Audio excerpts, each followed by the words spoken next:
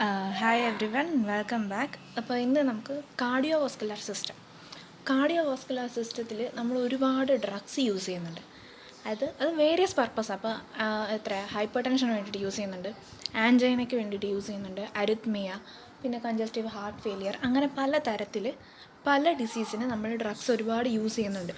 അപ്പോൾ അതിലൊന്നാണ് hyper tension. ഈ ഹൈപ്പർ ടെൻഷന് വേണ്ടിയിട്ട് നമ്മൾ കൊടുക്കുന്ന ഡ്രഗ്സാണ് ആൻറ്റി ഹൈപ്പർ ടെൻഷൻ. ഇനി നമുക്ക് അതിനെ പറ്റിയിട്ട് നോക്കാം.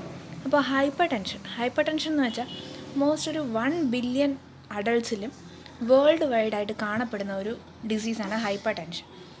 അത് നോർമൽ BP റേഞ്ച് എന്ന് പറയുന്നത് 120/80 mmHg. പക്ഷേ ഇത് ഹൈപ്പർ ടെൻഷൻ എന്ന കണ്ടീഷനിലേക്ക് വരുന്നത് ബ്ലഡ് പ്രഷർ 140/90 mmHg ആകുമ്പോഴാണ് അത് ഹൈപ്പർ ടെൻഷനായിട്ട് മാറുന്നത്. ക്ലിനിക്കലി നമുക്കിതിനെ രണ്ടായിട്ട് ക്ലാസിഫൈ ചെയ്യാം: primary or essential and secondary. Primary or essential എന്ന് പറഞ്ഞാൽ ഡെഫിനറ്റ് കോസ്, ഈ BP റൈസ് ചെയ്യാനുള്ള കോസ് നമുക്ക് ഡെഫിനറ്റായിട്ട് കണ്ടുപിടിക്കാൻ പറ്റാത്ത സ്ഥിതി, അതാണ് പ്രൈമറി ഹൈപ്പർ ടെൻഷൻ. സെക്കൻഡറി പറയുന്നത് അത് ഒരു റീനൽ ഡിസീസോ അല്ലെങ്കിൽ എൻഡോക്രൈൻ ഡിസീസോ അല്ല ഒരു വാസ്കുലർ ലെഷൻസോ ഒക്കെ ഉണ്ടാവുന്ന സമയത്ത് അതിന് സെക്കൻഡറി ആയിട്ടുണ്ടാവുന്ന ഡിസീസാണ് ഹൈപ്പർ ടെൻഷൻ. അപ്പോൾ ഈ BP നമ്മുടെ ബോഡിയിൽ തന്നെ കൺട്രോൾ ചെയ്യപ്പെടുന്നുണ്ട്. അത് 2 സിസ്റ്റം വഴിയാണ്. അത് adrenergic nervous system and humoral RAS. അത് അഡ്രിനർജിക് സിസ്റ്റം പറയുമ്പോൾ ഫോർ എക്സാമ്പിൾ, ഇപ്പോൾ നമ്മൾ കിടന്നു കഴിഞ്ഞിട്ട് എണ്ണീക്കുന്ന പൊസിഷൻ, പെട്ടെന്ന് എണ്ണീക്കുന്ന സമയത്ത് നമ്മുടെ കാർഡിയക് ഔട്ട്പുട്ട് കുറയും. അത് കുറയുന്നതിനുള്ള കാരണം നമ്മുടെ ബ്ലഡ് ഹാർട്ടിലേക്ക് റിട്ടേൺ ചെയ്യുന്നത് കുറയുന്നത് കൊണ്ടാണ്. അപ്പോൾ ആ സമയത്ത് ഒരു ബ്ലഡ് പ്രഷറിൽ ഫോൾ ഉണ്ടാവാം, നമുക്ക് തലചുറ്റലൊക്കെ അനുഭവപ്പെടാം. ഇത് പ്രിവെൻറ്റ് ചെയ്യുന്നതെന്ന് വെച്ചാൽ നമ്മുടെ അഡ്രിനർജിക് സിസ്റ്റം അവിടെ ഒരു റിഫ്ലക്സ് ക്രിയേറ്റ് ചെയ്യും. ആ റിഫ്ലക്സ് വഴി നമ്മുടെ ഹാർട്ട് റേറ്റ് കൂടും, പെരിഫറൽ റെസിസ്റ്റൻസ് കൂടും. അത് ആണ് ഒരു മെത്തേഡ്, അതായത് adrenergic nervous system method. Next is RAS. അത് കിഡ്നിയാണ് ഇത് ഓപ്പറേറ്റ് ചെയ്യുന്നത്. അതായത് റെനിൻ, കിഡ്നിയിലെ ഒരു ഹോർമോണാണ് റെനിൻ. ഈ റെനിൻ നമ്മുടെ ആൻജിയോടെൻസിൻ 1 ആക്കി മാറ്റും. അത് കഴിഞ്ഞ് ഒരു എൻസൈമുണ്ട്, ആൻജിയോടെൻസിൻ കൺവേർട്ടിംഗ് എൻസൈം. ഈ എൻസൈം ആൻജിയോടെൻസിൻ 1നെ ആൻജിയോടെൻസിൻ 2 ആയിട്ട് കൺവേർട്ട് ചെയ്യും. ഈ ആൻജിയോടെൻസിൻ 2 നമ്മുടെ ആൽഡോസ്റ്റിറോൺ എന്ന് പറയുന്ന ഹോർമോണിൻ്റെ റിലീസിനെയും സിന്തസിസിനെയൊക്കെ സ്റ്റിമുലേറ്റ് ചെയ്തിട്ട് അത് നമ്മുടെ എക്സ്ട്രാ സെല്ലുലാർ ഫ്ലൂയിഡിൻ്റെ വോളിയം റെഗുലേറ്റ് ചെയ്യും. അങ്ങനെ ഹൈപ്പർ ടെൻഷൻ കൺട്രോളിലാക്കുന്നുണ്ട്. നെക്സ്റ്റ് നമുക്ക് നോക്കാം ആൻറ്റി ഹൈപ്പർ ടെൻസീവ്, അതായത് drugs used in the treatment of hyper tension. അത് ഈ ഡ്രഗ്സ് എല്ലാം ആക്ട് ചെയ്യുന്നത് നമ്മുടെ കാർഡിയാക് ഔട്ട്പുട്ട് അല്ലെങ്കിൽ ടോട്ടൽ പെരിഫറൽ റെസിസ്റ്റൻസ് ഒക്കെ കുറച്ചുകൊണ്ടാണ് ആൻറ്റി ഹൈപ്പർടെൻസീവിൻ്റെ മെയിൻ ആക്ഷൻ. ഈ സൈറ്റ് ഓഫ് ആക്ഷൻ വഴി ഇതിനെ നമുക്ക് 9 തരത്തിൽ ക്ലാസിഫൈ ചെയ്യാം. ഫസ്റ്റ് വൺ ഡയൂററ്റിക്സിനൊക്കെ ഒരുപാട് സബ് ക്ലാസിഫിക്കേഷൻ ഉണ്ട്, will see it later. Next centrally acting drugs. There may be 2 types: alpha-2 adrenergic receptor stimulants, for example clonidine, alpha-methyl dopa, etc. Then selective imidazole receptor stimulants, that is moxonidine. Next classification, drugs acting on autonomic ganglia. They are ganglionic blocking agents, example trimetaphan. Next, 4th classification, drugs acting on postganglionic sympathetic nerve endings. They may be also of 2 types: adrenergic neuron blockers and catecholamine depleters. Adrenergic neuron blockers are betanidine, betrilium, etc. Then next is catecholamine depleters, example reserpine. 5th classification is drugs acting on adrenergic receptors. There are 3 types: alpha adrenergic blocking agents, example prazosin, doxazosin, phentolamine, etc. Next, beta adrenergic blocking agents, example propranolol, atenolol, metoprolol, etc.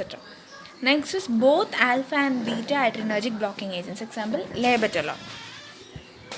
6th one is drugs acting directly on vascular smooth muscles, that is they may be called as vasodilators. അതും 2 type: arteriolar vasodilators, example calcium channel blockers ഉണ്ട്, hydralazine, diazoxide, minoxidil, etcetera. Next arterial venular vasodilator, example sodium nitroprusside, nitroglycerin, etc. 7th one is potassium channel activators, pinacidil, nicorantil, etc. Then drugs which block the renin angiotensin aldosterone axis. They also are of 2 types: ACE inhibitors, that is angiotensin converting enzyme inhibitors, example captopril, enalapril, etc. കൂടുതലും നമ്മൾ blood പ്രഷറിനൊക്കെ use ചെയ്യുന്നത് ഈ മെഡിസിൻസാണ്. Then angiotensin 2 receptor antagonist, example losartan, valsartan, telmisartan, etc. Then ninth one is calcium channel blockers, example amlodipine, nicardipine, verampril, etc. These all are the classification, general classification. Now first on diuretics. Means first, what is diuresis? Diuresis എന്ന് പറഞ്ഞാൽ drugs inducing a state of increased urine flow. Increased urine flow ഉണ്ടാക്കുന്ന drugs. നമ്മളൊരു drug കൊടുക്കുമ്പോൾ അവിടെ urine flow increase ചെയ്യുകയാണെന്നുണ്ടെങ്കിൽ ആ ഡ്രഗിന് നമ്മൾ പറയുന്നത് diuretic. These are agents which are inhibitors of renal ion transport that decrease reabsorption of sodium at different site of nephron. നമ്മുടെ നെഫ്രോണിൽ പലതരം സൈറ്റ് ഉണ്ട്. പ്രോക്സിമൽ കൺവല്യൂട്ടഡ് ട്യൂബുകൾ, descending loop, ascending loop, collecting duct, distal convoluted ട്യൂബുകൾ, etcetera. അപ്പോൾ അവിടെയൊക്കെ ഈ സോഡിയത്തിൻ്റെ അബ്സോർപ്ഷനെ കുറയ്ക്കുന്ന renal ion ട്രാൻസ്പോർട്ടേഴ്സിൻ്റെ ഇൻഹിബിറ്റേഴ്സാണ് ഈ ഡയൂററ്റിക്സ് എന്ന് വെച്ചാൽ. സോ അവിടെ ഇൻഹിബിഷൻ നടക്കുമ്പോൾ as a result sodium and other ions enter the urine in greater than normal amount along with water. വാട്ടറിൻ്റെ കൂടെ തന്നെ ഈ അയോൺസിൻ്റെ എൻട്രി, യൂറിനിലേക്കുള്ള എൻട്രി കൂടും. So it is carried passively to maintain osmotic equilibrium. So അങ്ങനെ അത് എൻ്റർ ആവുന്നത്, അയോൺസ് എല്ലാം യൂറിനിലേക്ക് എൻ്റർ ആവുന്നത് വഴി അവിടെ ഒരു ഓസ്മോട്ടിക് ഇക്വിലിബ്രിയം മെയിൻറ്റെയിൻ ചെയ്യുന്നുണ്ട്. ഈ ഡയൂററ്റിക്സിൻ്റെ ജനറലായിട്ടുള്ള ഫാർമക്കോളജിക്കൽ ആക്ഷൻ എന്ന് പറഞ്ഞാൽ അത് ജനറലായിട്ടും ആൻറ്റി ഹൈപ്പർടെൻസീവ് ആണ്. ഹൈപ്പർ ടെൻഷന് വേണ്ടിയിട്ട് യൂസ് ചെയ്യുന്നത്. ദെൻ എഡിമ റിലീവ് ചെയ്യാനും ടോക്സിക് പ്രോഡക്ട്സ് ഒക്കെ നമ്മുടെ ശരീരത്തിൽ നിന്ന് പുറത്ത് കളയാനും കൺജസ്റ്റീവ് ഹാർട്ട് ഫെയിലിയറിന് യൂസിന് ട്രീറ്റ്മെൻറ്റിനും വേണ്ടിയിട്ട്. ഈ ക്ലാസിഫിക്കേഷൻ ഓഫ് ഡയൂററ്റിക്സ് നമ്മൾ നേരത്തെ പറഞ്ഞു, ഡയൂററ്റിക്സിന് ഒരുപാട് ക്ലാസിഫിക്കേഷൻസ് ആണ്. അപ്പോൾ അത് നമുക്ക് നോക്കാം.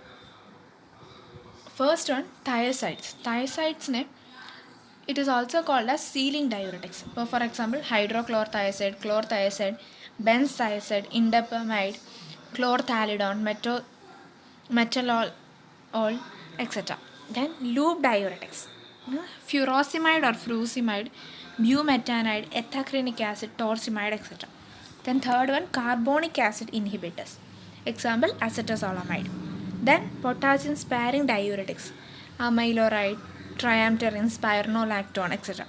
Then osmotic diuretics, example sugar, salt, mannitol, etc. Then promoters of glomerular blood flow, example xanthine derivatives or xanthines. Next is the inhibitor of tubular reabsorption, that is water, saline, then vasopressin, IDS, that is antidiuretic hormone. Then next one is acidifiers and alkalizer, that is sodium chloride, potassium chloride, sodium carbonate, potassium bicarbonate, etc. Then we'll come to the mechanism of diuretics. See in the picture you can see the first position is proximal convoluted tube. In that the drug given is acetazolamide. So it is a carbonic acid anhydride inhibitor, carbonic anhydrase inhibitor. They inhibit the reabsorption of bicarbonate in proximal convoluted tube, and it have weak diuretic properties. Generally osmotic diuretics are also used in this position. At the second position is DCT, that in the descending loop of Henle, mostly osmotic diuretics are used. And the third one is ascending loop of, there we use loop diuretics, that is loop diuretics inhibit sodium, potassium and chloride ion co-transport in the ascending loop. അതിൻ്റെ co-transportനെ inhibit ചെയ്ത് sodium അയണിൻ്റെയും sodium chloride and water ഇതിൻ്റെയൊക്കെ retention, ട്യൂബ്യൂളിലുള്ള റീടെൻഷനെ prevent ചെയ്യുന്നു.